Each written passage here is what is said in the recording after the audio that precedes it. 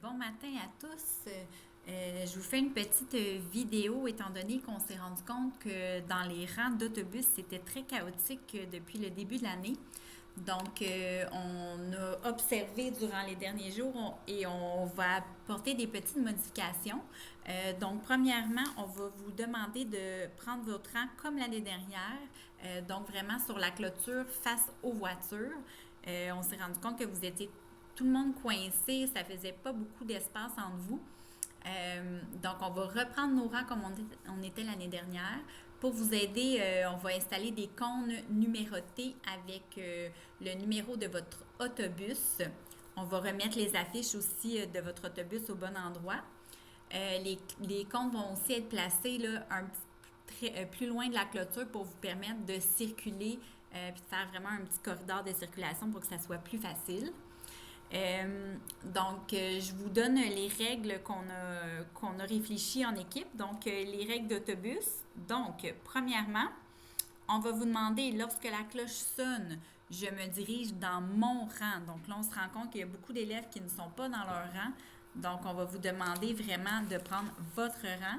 On va avoir aussi la liste des élèves selon les autobus là, pour les premières semaines pour s'aider à savoir qui devrait être dans le bon rang. Ensuite, on va vous demander de prendre votre rang selon votre niveau. Donc, on va commencer par les maternelles à l'avant, ensuite première année, ensuite deuxième année, troisième année, quatrième année, cinquième année et sixième année à la fin du rang. On va aussi demander d'avoir deux responsables de sixième année. Donc, on va choisir deux élèves de sixième année qu'on connaît, qui sont responsables. On va vous demander si vous pouvez vous mettre à l'avant et aider les plus petits aux besoins et avertir un adulte lorsqu'il y a des élèves qui ne sont pas dans le bon rang ou vraiment nous aider par rapport à ça. Par la suite, vous allez vous diriger vers l'autobus. Lorsque le rang arrive à l'autobus, les responsables de sixième année vont laisser passer les plus jeunes et seront ensuite les premiers élèves de la sixième année à entrer dans l'autobus. Donc, on fonctionnait comme ça les autres années, ça fonctionnait bien, donc on va retourner à cette formule-là.